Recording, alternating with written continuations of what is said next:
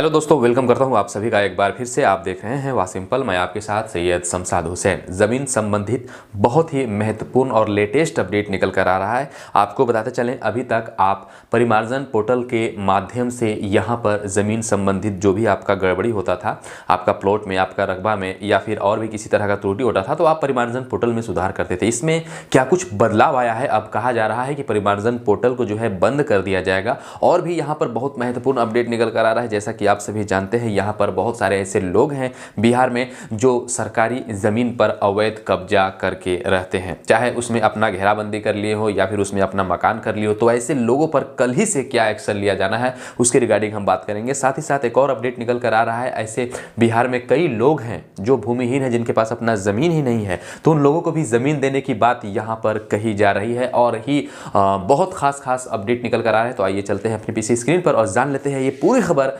विस्तार से। So friends, यहाँ पर आप देख सकते हैं, राजस्व भूमि सुधार मंत्री ने कहा है जो जमीन के मालिक हैं उनको अब डिजिटाइज रजिस्टर 2 की कॉपी भी मिलेगी। साथ ही साथ ये भी कहा है कि अगले एक साल में 25,000 भूमिहीन जिनके पास जमीन नहीं है उनको जमीन देने का लक्ष्य भी यहाँ पर रखा गया है। अफसर डिजिटाइज जमाबंदी की गलतियों को ठीक करेंगे। परिमार्जन पोर्टल अब बंद होगा। आपको बताते चलें, इस वक्त की सबसे बड़ी अपडेट निकल कर आ रही है। यहाँ पर बताया जा रहा है कि जो परिमार्जन पोर्टल है, जिसके माध्यम से आप ऑनलाइन अपना किसी भी तरह का सुधार कर सकते थे जमीन संबंधित दस्तावेज में, वो अब बंद करने की बात यहाँ पर बताई जा रही है। अधिकारी डिजिटाइज जमाबंदी की गलतियों को अब खुद ठीक करेंगे। परिमार्जन पोर्टल बंद किया जाएगा। अब जमीन मालिकों को डिजिटाइज अधिकार अभिलेख रजिस्टर 2 की कॉपी मिलेगा। राज्य में कुल 3.377 करोड़ जमाबंदी है जिन्हें डिजिटाइज और ऑनलाइन कराया जा चुका है। जमाबंदी के डिजिटाइजेशन में हुई गलतियों को परिमार्जन पोर्टल से अभी तक ठीक किया जा रहा है। अब अंचल के अधिकारी और कर्मी खुद उन गलतियों को ठीक करेंगे। यानी अब परिमार्जन पोर्टल जो है पूरी तरह से बंद कर दिया जाएगा। उसके बाद परिमार्जन पोर्टल को फिर बंद कर दिया जाएगा। यही नहीं, बंटवारा संबंधित विवाद को देखते हुए BLDR एक्ट में आवश्यक संशोधन करने पर भी सरकार विचार कर रही है। इसमें सर्वसम्मति नहीं होने पर बहुमत से जमीन के बाजार मूल्य के आधार पर बंटवारे किए जाने की शक्ति DCLR को मिल जाएगी। गुरुवार को विधानसभा में 1332.41 करोड़ रुपए का विभाग का बजट पारित हो गया है, यानी पास हो गया है। आगे आपको बताते चलें, अगले महीने सरकारी जमीन अतिक्रमण करने वालों पर बुलडोजर चलेगा। रामसूरत मंत्री ने यहाँ पर खुद ये बातें कही हैं। राजस्व एवं भूमि सुधार मंत्री रामसूरत कुमार ने राजस्व एवं भूमि सुधार विभाग का बजट पेश करते हुए कहा कि अगले महीने सरकारी जमीन अतिक्रमण करने वालों पर बुलडोजर चलेगा। यानी पूरी तरह से इस तरीके से जो मकान बने हैं, जो अतिक्रमण करके बने हैं, उसको अतिक्रमण कर लिया जाएगा, उस पर बुलडोजर चला दिया जाएगा, हटा दिया जाएगा। अभियान यहाँ पर अगर आगे हम आपको बताएं तो अभियान की जो सफलता के लिए हर ज़िले में 10 लाख रुपए दिए गए हैं। इस अभियान को सफल बनाने के लिए हर ज़िले में आप समझ सकते हैं यहाँ पर 10 लाख रुपए दिए गए हैं। यह भी फैसला किया गया है कि सरकारी ज़मीन से संबंधित मामलों में सरकार का पक्ष समय रहते नहीं रखते और सरकारी भूमि के संरक्षण में स्थिरता यानी लापरवाही बरतने वाले राजस्व अधिकारी कर्मी को चिन्हित कर अनुशासनिक कार्रवाई की जाएगी। यानी इसमें जो किसी प्रकार की गड़बड़ी करते हैं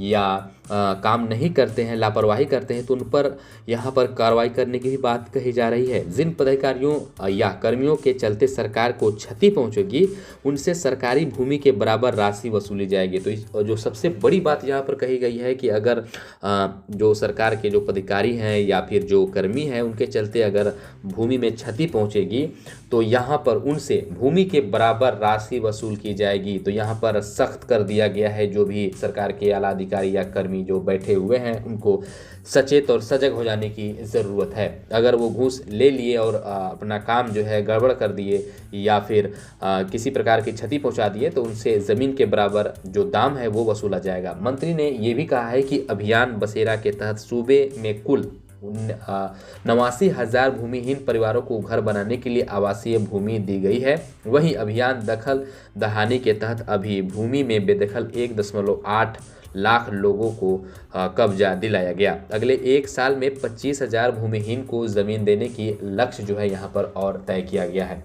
और जो यहाँ पर अन्य निर्णय लिए गए हैं जो कि म्यूटेशन नियमों में अब संशोधन होने की बात कही जा रही है यहाँ पर, और पूरी तरह से यहाँ पर अब म्यूटेशन का जो नियम है यानी दाखिल खारिज का जो नियम है उसमें संशोधन किया गया है। क्या क्या संशोधन किया गया है, जैसे सीओ मौजा की मापी कराने आए लोगों से अब नक्शा नहीं मांगेंगे। पहले नक्शा मांगते थे, अब उनको नक्शा नहीं मांगने का यहाँ पर ऑर्डर दिया गया है। यानी सीओ मौजा की मापी कराने आए जो लोग हैं, यानी आप लोग अगर सीओ के पास जाते हैं कि अब हमारा जो है मौजा का नक्शा जो है नापना है, तो ऐसे में आपका यहाँ पर जो मौजा मापी करने आएंगे उनसे नक्शा नहीं मांगा जाएगा। म्यूटेशन की बाधाओं को दूर करने के लिए नियम संशोधन पर विचार किया गया है। बिहार में खास महाल की कुल 4193 यानी 4193 एकड़ ज़मीन जिनका लीज या भूमि का आवंटन नियम संगत नहीं हो वो रद्द होंगे।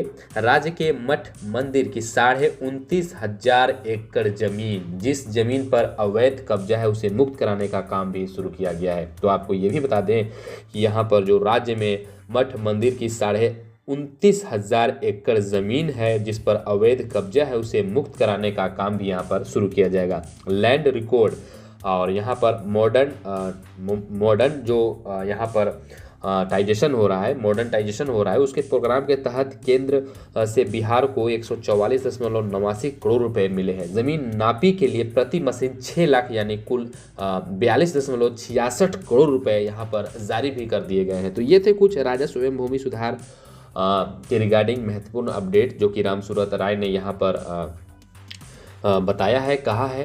तो आई होप, आशा करते हैं ये वीडियो आपको पसंद आया होगा। जमीन संबंधित किसी प्रकार की सवाल या कुछ पूछना चाहते हैं तो नीचे कमेंट कर सकते हैं। और अपने स्टेट यानी बिहार स्टेट से ही हो आप और किस ज़िले से हो वो हमें आप नीचे कमेंट में ज़रूर बताइए। आपकी तरफ क्या है हाल, क्या है कर्मचारी का वहाँ पर हाल, आप नीचे कमेंट में ज़रूर बताइए। Thank you, take care, bye bye.